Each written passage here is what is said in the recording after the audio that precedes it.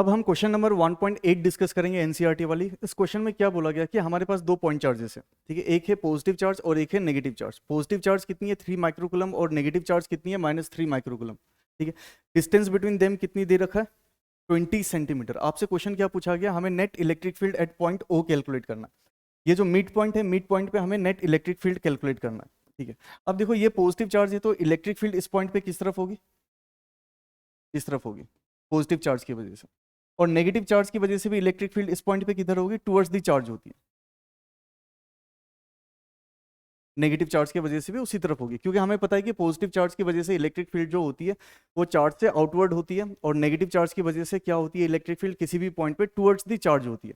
अब देखो electric field का दोनों का डायरेक्शन सेम है, तो मिड पॉइंट पे अगर नेट इलेक्ट्रिक फील्ड कैलकुलेट किया जाए तो हम क्या लिखेंगे, electric field due to positive charge plus electric field due to negative charge. और इलेक्ट्रिक फील्ड देखा जाए तो कहीं ना कहीं इन दोनों की वजह से सेम ही होने वाला है। कैसे, इलेक्ट्रिक फील्ड का फॉर्मूला क्या होता है, के क्यू बाय आर स्क्वायर।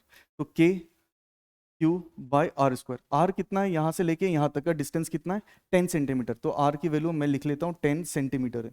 इसको मीटर में कन्वर्ट करने के लिए क्या करते हैं, 10⁻⁻2 से मल्टीप्लाई कर देते हैं, सिंपल इसी टाइप से रखते हैं, के क्यू बाय आर स्क्वायर, ठीक है। और इलेक्ट्रिक फील्ड जब लिखा जाता है तो पॉजिटिव चार्ज की वजह से या नेगेटिव चार्ज की वजह से कुछ भी हो, लेकिन हम सिर्फ चार्ज की मैग्नीट्यूड लेते हैं।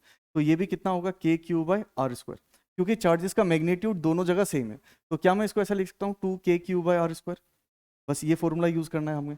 तो 2 अपनी जगह एयर में है, तो के की वैल्यू कितनी होती है 9 × 10⁻⁹, और चार्ज कितना दे रखा है 3 माइक्रोकूलम है, 3 × 10⁻⁻6 कूलम हो जाएगी, होल डिवाइडेड बाय डिस्टेंस का स्क्वायर। इसको क्या मैं ऐसा लिख सकता हूँ 10⁻⁻1 ऐसा लिख सकते हैं। तो ये क्या होगा 10⁻⁻2 हो जाएगी, इसका स्क्वायर करेंगे तो ये आ जाएगा। अगर मैं इसको सॉल्व करूँ कितना हो जाएगा, देखो 18 3 54, ठीक है, इधर हो जाएगा। और ये हो जाएगी -2, ऊपर जाते ही +2 हो जाएगा, तो इधर हो जाएगा -4, ठीक है। ये हो जाएगा -4, मतलब इधर आ जाएगा 9 - 4 = 5, 9 - 4 = 5। तो इतनी न्यूटन पर कूलम हो जाएगा। इलेक्ट्रिक फील्ड कितनी होगी 54 × 10⁵ आ जाएगी। अगर हम इसको साइंटिफिक नोटेशन में लिखना चाहें तो हम इसको ऐसा भी लिख सकते हैं 5.4 × 10⁶, ठीक है। और ये आ जाएगा न्यूटन पर कूलम। ये तो था आपका पार्ट 1। पहला क्वेश्चन आपसे पूछा गया what is the electric field at the mid point O of the line joining two charges, ये क्वेश्चन है, ठीक है। सेकंड क्वेश्चन क्या पूछा गया, if a negative test charge of magnitude 1.5 × 10⁻⁻9 coulomb is placed at this point, what is the force experienced by test charge. तो ये तो पहला क्वेश्चन हो गया ए वाला पार्ट का। अब बी वाले पार्ट को मैं एक्सप्लेन करता हूँ।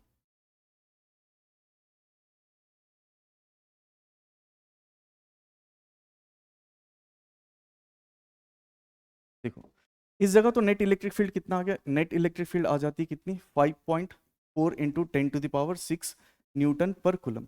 अगर हम यहाँ पे कोई टेस्ट चार्ज रखते हैं, ध्यान से सुनना, यहाँ पे अगर हम कोई टेस्ट चार्ज रखते हैं तो हमें पता होता है कि इलेक्ट्रिक फील्ड के अंदर अगर कोई भी चार्ज रखेंगे तो उसके ऊपर फोर्स एग्जर्ट होती है। फॉर एग्जाम्पल सिंपल तरीके से ऐसा समझ सकते हैं कि ये चार्ज को अगर मैं यहाँ पे रखूँ, ठीक है, ये अगर चार्ज नेगेटिव है तो इसके ऊपर फोर्स लगेगी, किस तरफ फोर्स लगेगी, इस तरफ, opposite to the direction of electric field, क्योंकि चार्ज कैसी है नेगेटिव है, ठीक है। तो फोर्स का फॉर्मूला क्या होता है Q × E, ठीक है। इलेक्ट्रिक फील्ड, या फिर सिंपली ऐसा समझो कि अगर ये डायरेक्शन है इलेक्ट्रिक फील्ड का, ये डायरेक्शन है इलेक्ट्रिक फील्ड का, इसके अंदर अगर हम कोई नेगेटिव चार्ज रख दें तो इसके ऊपर फोर्स एग्जर्ट होगी कितनी, F = Q × E। तो फोर्स कितनी लगेगी, charge into electric field. Charge कितना रखा गया है यहाँ पे, तो चार्ज रखा गया है 1.5 × 10⁻⁻9, और इलेक्ट्रिक फील्ड कितनी है 5.4 × 10⁻⁶। अगर हम इसको सॉल्व करें तो ये आ जाएगा 1.5 × 5.4 × 10⁻⁻3, और इतना न्यूटन होगा। इसको सॉल्व करके हम अगर सॉल्व करें तो इसका आंसर आ जाता है 8.1 × 10⁻⁻3। इसकी वैल्यू हो जाएगी 8.1 × 10⁻⁻3, ये वैल्यू आ जाएगा, और यूनिट क्या होगी, न्यूटन होगी।